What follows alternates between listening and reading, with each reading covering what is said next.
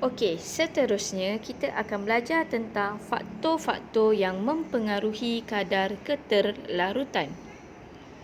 Okey, apa itu keterlarutan?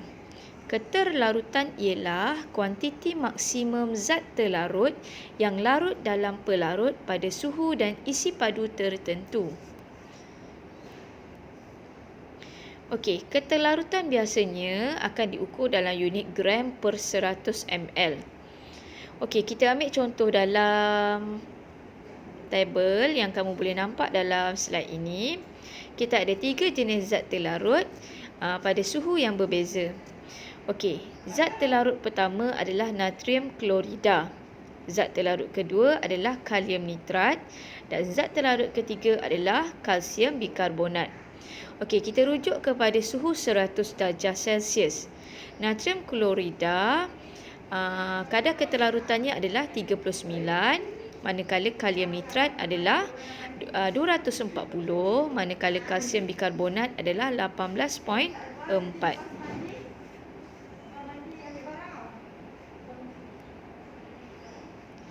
Kadar keterlarutan bermaksud betapa cepatnya zat terlarut melarut dalam pelarut.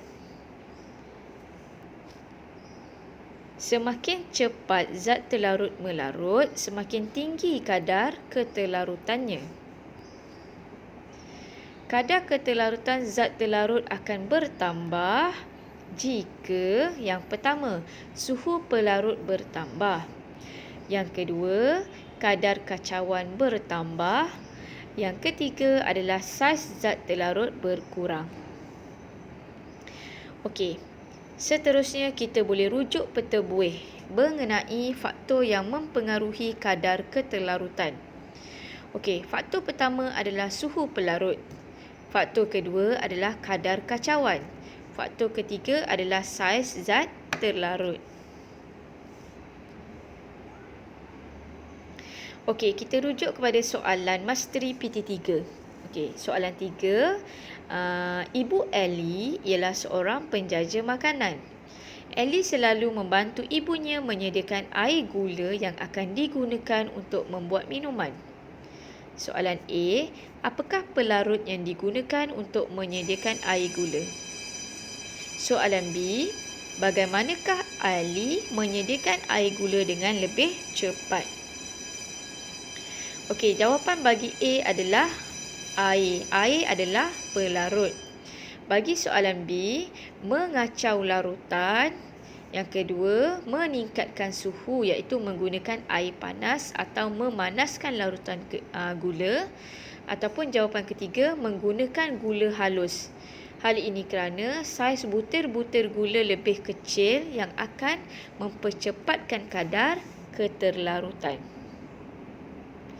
Okey, bahagian terakhir dalam unit ini adalah tentang kolloid. Kolloid ialah campuran yang tidak mudah dipisahkan. Okey, jenis-jenis kolloid. Kolloid terbahagi kepada 3, iaitu emulsi, busa dan gel. Apa itu emulsi? Emulsi adalah campuran 2 atau lebih jenis cecair. Contohnya kita ada susu, mentega dan cat. Busa adalah jenis yang kedua. Apa itu busa? Busa ialah campuran gas dan cecair. Contohnya busa cukur, krim putar dan busa sabun.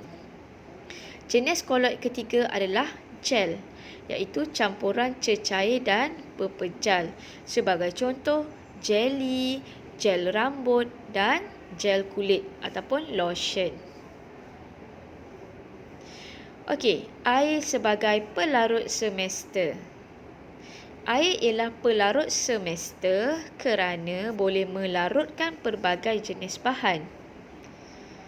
Larutan yang menggunakan air sebagai pelarut dipanggil larutan aqueous.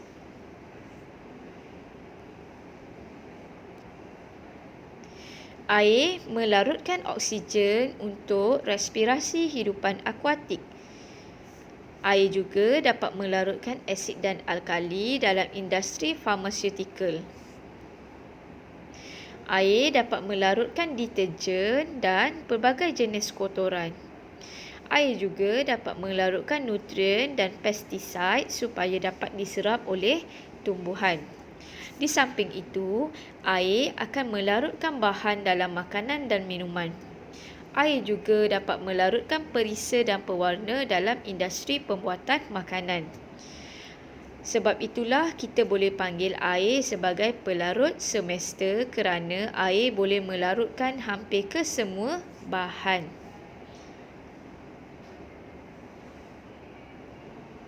Okey, selain daripada air, terdapat juga pelarut organik. Pelarut organik ialah pelarut yang diperbuat daripada bukan air. Ia boleh melarutkan bahan yang tidak boleh dilarutkan oleh air.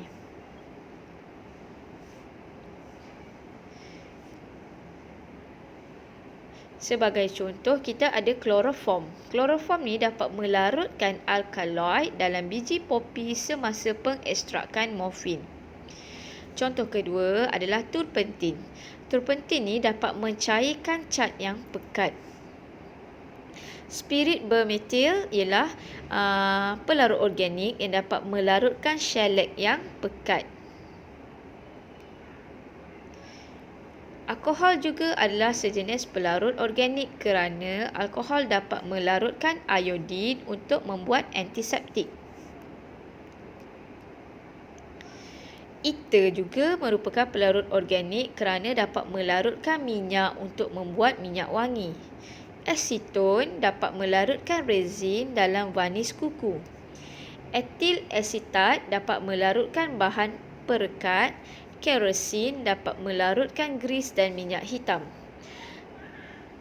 Hal ini menunjukkan pelarut organik akan diguna pakai untuk melarutkan bahan yang tidak dapat dilarutkan oleh air.